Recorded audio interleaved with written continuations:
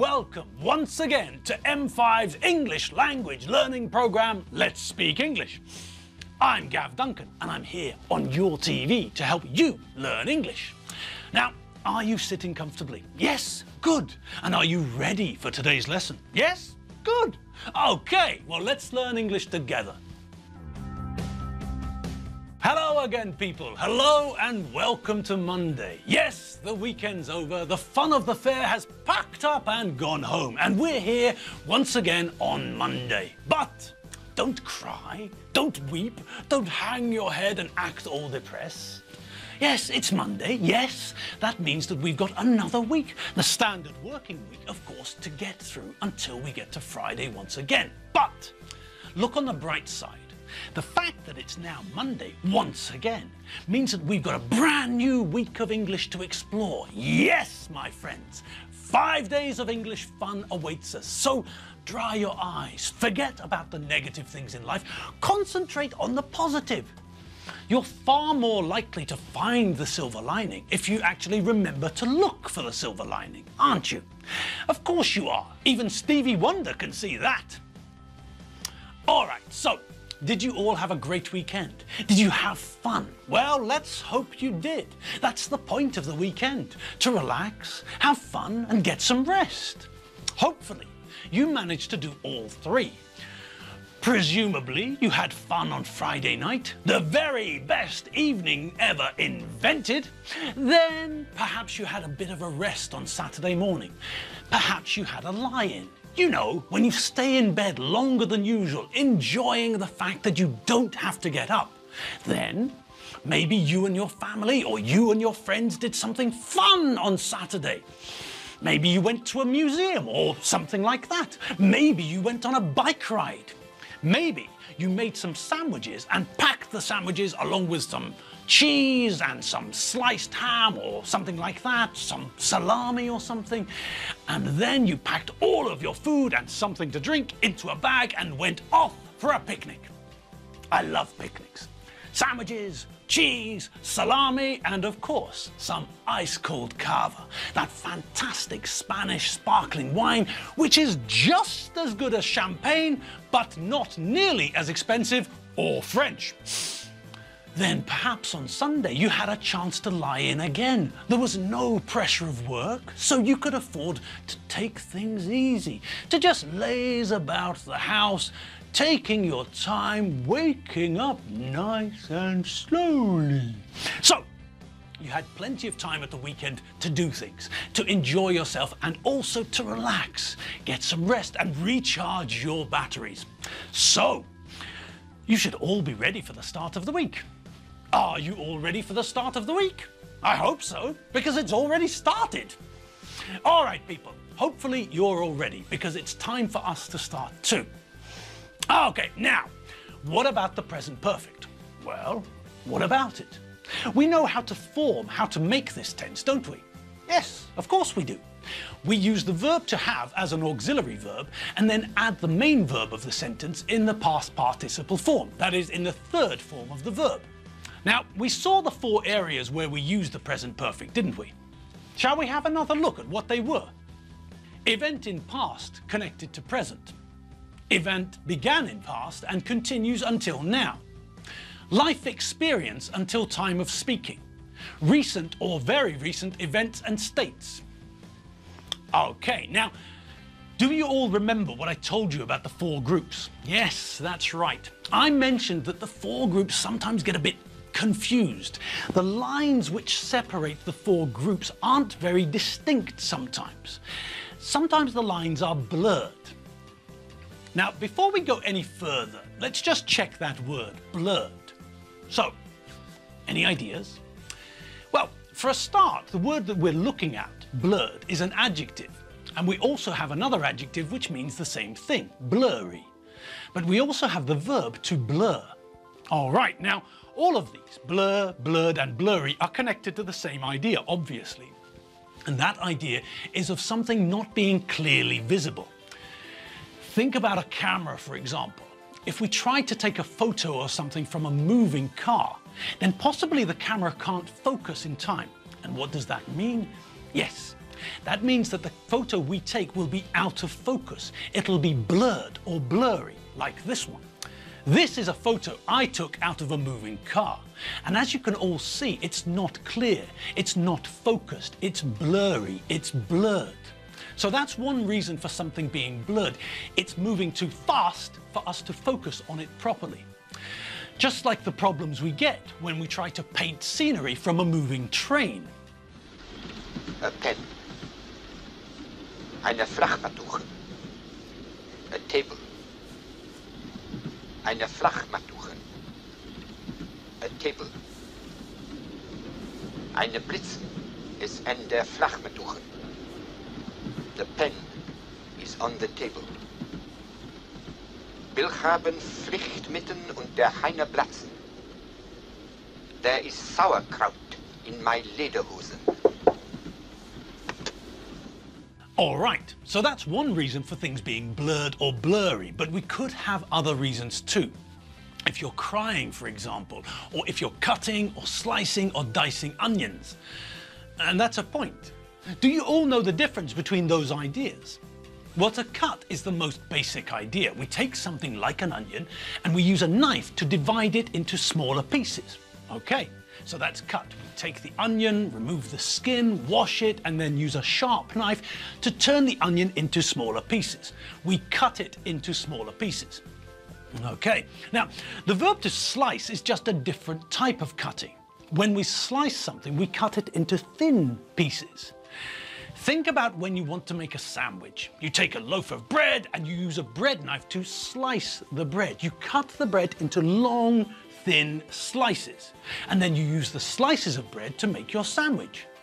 Well, it's the same idea with other foods too. We can slice onions or tomatoes or potatoes or anything really. Okay, so cut is the basic verb. Slice tells us that we're cutting into a particular shape.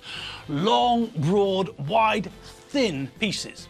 Okay, and what about diced? Well, the verb to dice merely means to cut into cubes. And what's a cube when it's not on a cutting board? Well, think about the most well-known, the most famous cube in the world. And it's Hungarian. Yes, the Rubik's Cube. It's a cube, a symmetrical shape with 6 equal sides like this one. But this one isn't finished. Give me a minute. Almost done, almost done. And ooh, what do you say to that, eh? Pretty impressive. Now, the Rubik's Cube is more fun, obviously. Now, think about something else which has got the same shape. Think about another cube we know. Yes, okay, we could have cubes of cheese, but think about another cube that we know. Exactly. Dice are the same shape. They're also 6-sided cubes. Well, traditional dice are. I know that we get weird ones for people who play Dungeons and Dragons, dice like these. All right, but the original dice, those are cubes, not strange geometrical figures. All right, now, when we think of the verb to dice, that's the easiest thing to think of, a dice. When we dice food, we're turning it into the same form as a dice. We're turning the food into small cubes. That's what the verb to dice means, to cut food into small cubes. So, when you think about dicing food, remember, all you're doing is turning the food into small dices, into small Rubik's Cubes. All right, back to where we were. So, imagine that you're slicing or dicing onions and the onions are making your eyes water. They're making you cry. And this is not nice, obviously.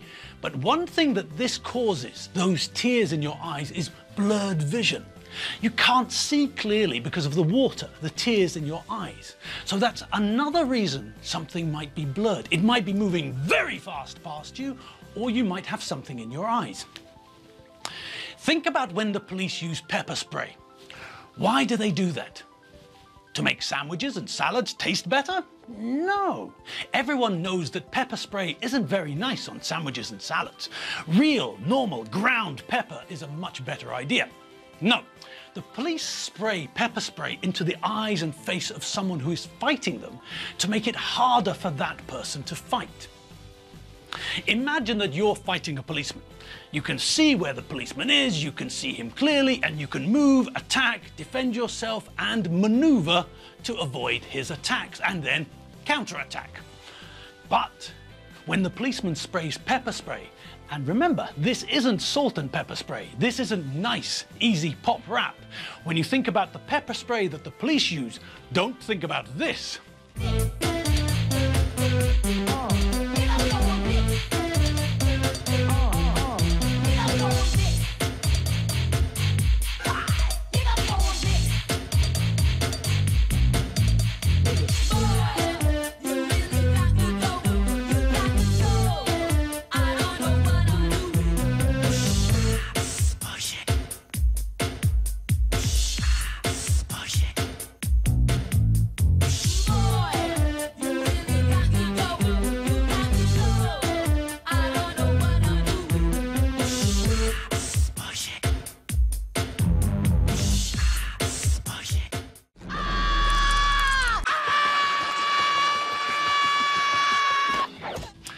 Yes, not the same thing at all, is it? No. So remember not to get confused when you're cooking, all right? All right, now, back to the fight with the policeman. The reason that the policeman sprays pepper spray into your eyes is connected to the words we were talking about earlier. Yes, the policeman wants to make it easier for him to fight you. So he sprays pepper spray into your face and eyes, and one of the results of this action is that you start to cry. The pepper is an irritant. It irritates your eyes, and your body tries to stop this irritation. Your body tries to wash the irritant out of your eyes by producing tears, water in your eyes, so that the irritant will be washed away. All right, and when this happens, we get a repeat of the onion effect. The same thing happens. Your eyes fill up with water, and you can't see clearly. You can't focus properly. Your vision is blurred. So it's easier for the policeman to grab you and restrain you. You can't see clearly. Your vision is blurred. You can't see. You can't focus. So that's another reason why something can be blurred. There's something in your eyes which stops you from seeing clearly. Imagine what happens if you put Vaseline on your TV screen. Will you be able to see the TV picture clearly? No, the picture will be blurred. Okay. And think about the present perfect idea again. We know that we've got 4 categories, and I told you that the lines between these categories aren't distinct, but blurred. Well, think about what happens if we draw or write something with a fountain pen, with a pen which is full of liquid ink, one of these. Okay, so we all know what a fountain pen is, and we all know what the problem with fountain pens is, don't we? Yes, because the ink in a fountain pen is liquid, we have to wait for it to dry on the paper. If we don't, and we touch the ink, what happens? Yes, that's right, we smear the ink. We make a mess of the ink, and that means that the lines are now blurred. It's harder to see where one begins and the other one ends. And that's the situation we have with these categories. The lines between these categories are blurred. They're not clearly defined. This one could fit into that category, or maybe this one, or that one, or both. This is just the way that things are with the present perfect. But really, at the end of the day, it doesn't make too much difference. We'll learn when to use and when not to use the present perfect, and then the difference, or lack of difference, between the different categories becomes irrelevant, doesn't it? Alrighty, so that's what we're going to look at tomorrow. Yes, it's true. Our 15 minutes is up and it's time for us to go our separate ways. Yes, I know. Time flies when you're having fun and all that jazz. All right, well, I'm off home. There's a coffee with my name on it in the coffee maker. And as for you lot, well, there are probably some chores for you to finish, aren't there? Is the sink full of dirty dishes? Yes? Well then, you'd better do the washing up. Is the dishwasher ready to be emptied? Yes? Well then, there's something else for you to do. And remember to put on some music while you're doing your chores. It makes all the difference. It makes it all so much fun. You can concentrate on the music and you'll be finished in no time. All right, people, have fun whatever you do. That's the main thing. Have fun and listen to music. I'll see you all tomorrow. See you later. www.mediaclick.hu. Bye!